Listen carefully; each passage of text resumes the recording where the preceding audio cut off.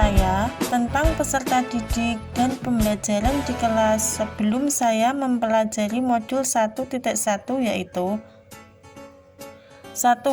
Peserta didik seperti kertas kosong, yaitu peserta didik harus dibentuk melalui pendidikan.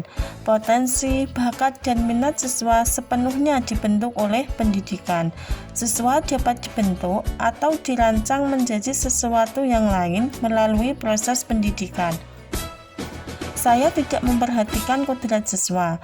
Dalam hal ini, kemampuan siswa. Saya menganggap bahwa kemampuan siswa itu sama, padahal kita tahu ada siswa yang mempunyai kemampuan yang kurang, ada yang mempunyai kemampuan sedang dan tinggi. Saya paksa mereka semua untuk mencapai target dan hasil yang sama. Jadi saya mensamaratakan kemampuan siswa, atau saya menganggap bahwa siswa itu homogen. 2. Keberhasilan peserta didik dilihat dari ketercapaian nilai akhir. Semakin tinggi nilai yang diperoleh peserta didik, maka ia dianggap berhasil. Jika dalam satu kelas terdapat banyak peserta didik yang mampu mencapai target nilai yang telah ditetapkan, maka pembelajaran di kelas tersebut dianggap berhasil. Saya tidak memperhatikan manfaat apa yang akan diperoleh oleh siswa dan efeknya apa untuk siswa. 3.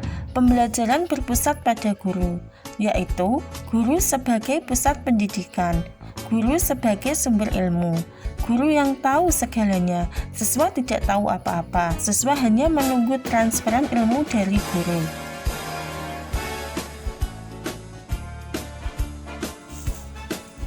Yang berubah dari pemikiran atau perilaku saya setelah mempelajari modul ini yaitu 1.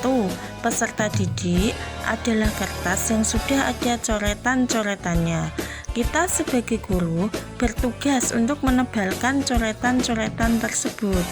Anak-anak sudah mempunyai potensi, bakat, dan minat sendiri-sendiri. Kita harus mengenali bakat, minat, dan potensi anak didik kita. Peserta didik harus dituntun untuk mencapai keselamatan dan kebahagiaan yang setinggi-tingginya. Seorang guru sebagai penuntun atau mitra bagi peserta didik. Kita harus bisa menuntun dan membimbing mereka. Kita seorang pendidik, bukanlah seorang raja yang semua arahan dan perintahnya harus dijalankan oleh rakyatnya. Kita seorang pendidik ibarat seorang petani yang harus merawat dan menjaga benih yang kita tanam agar benih tersebut bisa tumbuh subur. 2. Keberhasilan tidak hanya dilihat dari nilai, melainkan pada perubahan budi pekerti. Pembelajaran yang hanya berpusat pada efek kognitif tidak akan mencapai pembelajaran yang utuh. Penilaian tidak hanya berfokus pada hasil akhir, tetapi pada perubahan yang dimiliki oleh peserta didik. Dan setiap perubahan yang baik layak untuk mendapatkan apresiasi. 3. Pembelajaran berpusat pada peserta didik. Peserta didik merupakan subjek dari pembelajaran. Peserta didik harus terlibat langsung dalam pembelajaran. Peserta didik harus kreatif dan inovatif. Yang dapat segera saya lakukan lebih baik agar kelas dapat mencerminkan pemikiran KHD yaitu 1.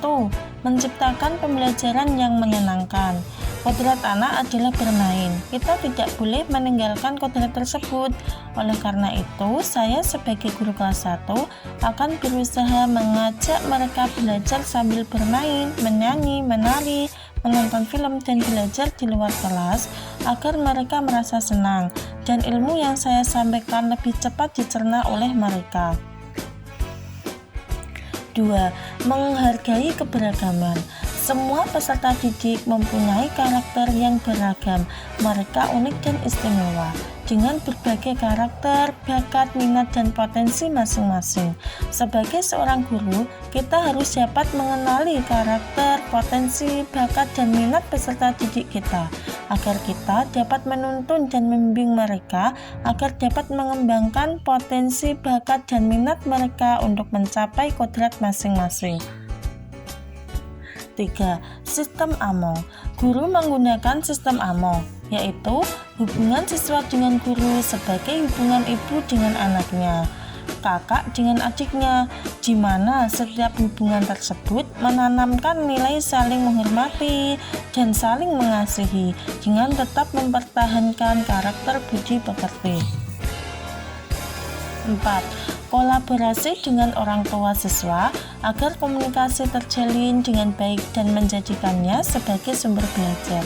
Saya sering mengirimkan video pembelajaran, lagu-lagu nasional, dan lagu daerah, serta PR melalui WA Group, dengan harapan agar orang tua ikut membimbing siswa dalam belajar dan mengetahui perkembangan anaknya. Saya juga sering berkomunikasi dengan orang tua mengenai perkembangan anaknya melalui WA Group.